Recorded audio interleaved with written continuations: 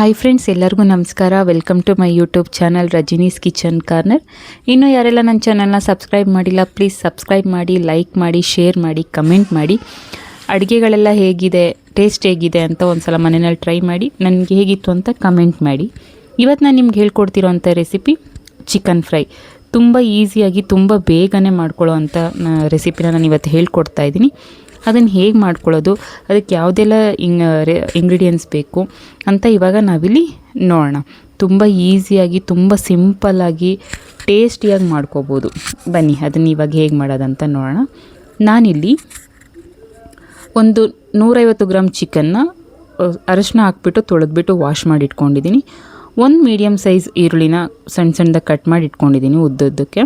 ಆಮೇಲೆ ಒಂದು 10ರಿಂದ 15 ಬೆಳ್ಳುಳ್ಳಿನ ಇಟ್ಕೊಂಡಿದ್ದೀನಿ. ಆಮೇಲೆ ನೋಡಿ ಚಕ್ಕೆ, ಲವಂಗ, ಏಲಕ್ಕಿ ಇಷ್ಟು. 1 ಟೇಬಲ್ ಸ್ಪೂನ್ ಆಗೋವಷ್ಟು ಧನಿಯಾ ಪೌಡ್ರು, ಅರ್ಧ ಚಮಚ ಮೆಣಸು, ಅರ್ಧ ಚಮಚ ಜೀರಿಗೆ, ಅರ್ಧ ಚಮಚ ಸೋಂಪು ಕಾಳು ಇಟ್ಕೊಂಡಿದ್ದೀನಿ. 1 ಟೇಬಲ್ ಸ್ಪೂನ್ ಆಗೋವಷ್ಟು ಖಾರದ ಪುಡಿ ಇಟ್ಕೊಂಡಿದ್ದೀನಿ. ಇವಾಗ ಹೇಗೆ ಮಾಡೋದಂತ ನೋಡೋಣ ಬನ್ನಿ. ಇಷ್ಟೇ ಇಂಗ್ರೀಡಿಯೆಂಟ್ಸು. ತುಂಬಾ ಟೇಸ್ಟಿಯಾಗಿರುತ್ತೆ, ತುಂಬ ಚೆನ್ನಾಗಿರುತ್ತೆ, ತುಂಬ ಬೇಗ ಮಾಡ್ಕೋಬೋದು. ಇವಾಗ ಯಾವುದೋ ಒಂದು ಪಾರ್ಟಿ ಬೇಗ ಅರೇಂಜ್ ಆಗೋಯ್ತು ಅಥವಾ ಏನು ಮಾಡೋದು ಅಂದ್ಕೊಂಡಾಗ ಇದೊಂದು ರೆಸಿಪಿ ಬೆಸ್ಟ್ ಅನಿಸುತ್ತೆ. ಟೇಸ್ಟ್ ಅಂತೂ ತುಂಬಾ ಚೆನ್ನಾಗಿರುತ್ತೆ. ಇವಾಗ ನನ್ನದು ಸ್ಪೈಸಸ್ ಎಲ್ಲ ಇಟ್ಟಿದ್ನಲ್ಲ ಅದನ್ನೆಲ್ಲ ಹಾಕ್ಕೊಂಡು ಪೌಡ್ರ್ ಮಾಡ್ಕೊಂಡಿದ್ದೀನಿ. ಇಷ್ಟು ಪೌಡ್ರ್ ಆಗಿದೆ. ಇವಾಗ ಇದಕ್ಕೆ ನಾನು ಬೆಳ್ಳುಳ್ಳಿ ಇಟ್ಕೊಂಡಿದ್ನಲ್ಲ ಅದನ್ನು ಹಾಕ್ಕೊತಾ ಇದ್ದೀನಿ. ನೀವು ಬೆಳ್ಳುಳ್ಳಿನ ಸಿಪ್ಪೆ ತೆಗ್ದಾದರೂ ಹಾಕ್ಕೊಳ್ಳಿ, ಇಲ್ಲ ವಿತ್ ಸಿಪ್ಪೆನಾದರೂ ಹಾಕ್ಕೊಳ್ಳಿ. ನಾನಿಲ್ಲಿ ಸಿಪ್ಪೆ ತೆಗ್ದಿಲ್ಲ, ಹಾಗೆ ಹಾಕ್ಕೊತಾ ಇದ್ದೀನಿ. ಇವಾಗ ಮತ್ತೆ ಬೆಳ್ಳುಳ್ಳಿ ಹಾಕಿ ಗ್ರೈಂಡ್ ಮಾಡಿಕೊಂಡು ಇಷ್ಟಾದರೆ ಸಾಕು. ಫುಲ್ಲು ಪೇಸ್ಟ್ ಆಗೋದು ಬೇಡ, ಈ ಥರ ಆಗಲಿ.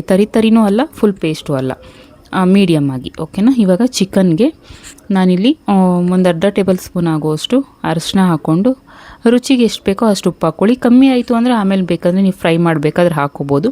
ಆಮೇಲೆ ಇವಾಗ ನಾವು ಪೌಡ್ರ್ ಮಾಡಿ ಇಟ್ಕೊಂಡಿದ್ವಲ್ಲ ಆ ಪೌಡ್ರನ್ನು ಹಾಕ್ಕೊಂಡು ಚಿಕನ್ಗೆ ಎಷ್ಟು ಬೇಕೋ ಅಷ್ಟು ಹಾಕ್ಕೊಳ್ಳಿ. ನಾನಿಲ್ಲಿ 150 ಗ್ರಾಮ್ ಚಿಕನ್ಗೆ ನಾನೊಂದು 3-4 ಟೇಬಲ್ ಸ್ಪೂನ್ ಹಾಕ್ಕೊಂಡಿದ್ದೀನಿ. ಆಮೇಲೆ ಒಂದು ಅರ್ಧ ಹೋಳು ನಿಂಬೆಹಣ್ಣ ಹಾಕ್ಕೊತಾ ಇದ್ದೀನಿ. ಆಮೇಲೆ ಇದ್ರ ಜೊತೆಗೇ ಈರುಳ್ಳಿನೂ ಹಾಕಿಬಿಟ್ಟು ಕಲಿಸ್ಬೇಕು. ಇದಕ್ಕೆ ನಾವು ಮೊಸರೇನೂ ಆ್ಯಡ್ ಮಾಡ್ತಿಲ್ಲ ಅಲ್ವಾ, ಈರುಳ್ಳಿನಲ್ಲೇ ಸ್ವಲ್ಪ ನೀರು ಬಿಟ್ಕೊಳ್ಳುತ್ತೆ. ಹಂಗಾಗಿ ಸ್ವಲ್ಪ ಇದನ್ನು ಚೆನ್ನಾಗಿ ಕಲಿಸ್ಕೋಬೇಕು. ನಾವು ಕಲಿಸ್ಬಿಟ್ಟು ಏನಿಲ್ಲ ಅಂದರೂ ಒಂದು ಅರ್ಧ ಗಂಟೆ ಅದನ್ನು ಮ್ಯಾರಿನೇಟ್ ಮಾಡೋದಕ್ಕೆ ಬಿಟ್ಬಿಡಬೇಕು. ಅರ್ಧ ಗಂಟೆ ಆದಮೇಲೆ ಇದನ್ನು ಯೂಸ್ ಮಾಡಬೇಕು, ಯಾಕಂದರೆ ಮಸಾಲೆ ಎಲ್ಲ ಚೆನ್ನಾಗಿ ಚಿಕನ್ಗೆ ಇಟ್ಕೊಂಡಿರುತ್ತಲ್ವ, ಅದಕ್ಕೋಸ್ಕರ. ಇವಾಗ ನೋಡಿ ಅರ್ಧ ಗಂಟೆ ಆದಮೇಲೆ ನಾನಿಲ್ಲಿ ಒಲೆ ಮೇಲೆ ಒಂದು ಫ್ರೈಯಿಂಗ್ ಪ್ಯಾನ್ ಇಟ್ಕೊಂಡು ಅದಕ್ಕೆ ಎಣ್ಣೆ ಹಾಕ್ಕೊತಾ ಇದ್ದೀನಿ.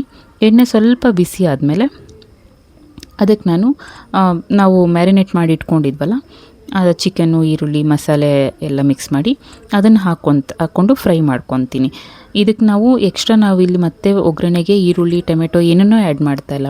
ಏನನ್ನು ನಾವು ಮ್ಯಾರಿನೇಟ್ ಮಾಡಿ ಇಟ್ಕೊಂಡಿದ್ವೋ ಚಿಕನ್ನು ಅಷ್ಟನ್ನೇ ಹಾಕಿ ಫ್ರೈ ಮಾಡ್ಕೋಬೇಕು. ಸೊ ಹಂಗಾಗಿ ಇಷ್ಟಲ್ಲೇ ಅದು ಫ್ರೈ ಆಗಬೇಕು. ತುಂಬಾ ಟೇಸ್ಟಿಯಾಗಿರುತ್ತೆ, ತುಂಬ ಚೆನ್ನಾಗಿ ಫ್ರೈ ಆಗುತ್ತೆ. ಇವಾಗ ನಾವು ಇದನ್ನು ಮುಚ್ಚಿಬಿಟ್ಟು ಏನಿಲ್ಲ ಅಂದರೆ ಒಂದು 5ರಿಂದ 10 ನಿಮಿಷ ಬೇಯೋದಕ್ಕೆ ಬಿಟ್ಬಿಡೋಣ. ನೋಡಿ ಇವಾಗ ಎಣ್ಣೆ ಎಲ್ಲ ಬಿಟ್ಕೊಂಡಿದೆ, ಸ್ವಲ್ಪ ಎಣ್ಣೆ ಬಿಟ್ಕೊಳ್ಳುತ್ತೆ, ಅದರಲ್ಲೇ ಅದು ಬೇಯ್ಕೋಬೇಕು. ಇವಾಗ ಸದ್ಯಕ್ಕೆ ನಾವು ಅದಕ್ಕೆ ನೀರೇನು ಆ್ಯಡ್ ಮಾಡ್ಕೊಳ್ಳಲ್ಲ ಅಲ್ವಾ, ಸೊ ಹಂಗಾಗಿ ಚೆನ್ನಾಗಿ ಅದರಲ್ಲೇ ಬೇಯಿಸ್ಕೋಬೇಕು ಅದನ್ನು.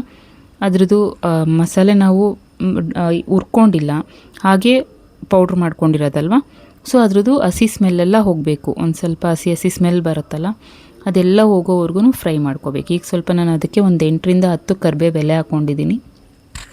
ಕರಿಬೇವು ಎಲೆ ಹಾಕ್ಕೊಂಡಾಗ ಒಂದು ಒಳ್ಳೆ ಅರೋಮಾ ಬರುತ್ತೆ, ತುಂಬಾ ಚೆನ್ನಾಗಿರುತ್ತೆ. ಅದು ನೀವೊಂದು ಸಲ ಟ್ರೈ ಮಾಡಿ, ಖಂಡಿತವಾಗ್ಲೂ ಎಲ್ಲರಿಗೂ ಇಷ್ಟ ಆಗುತ್ತೆ.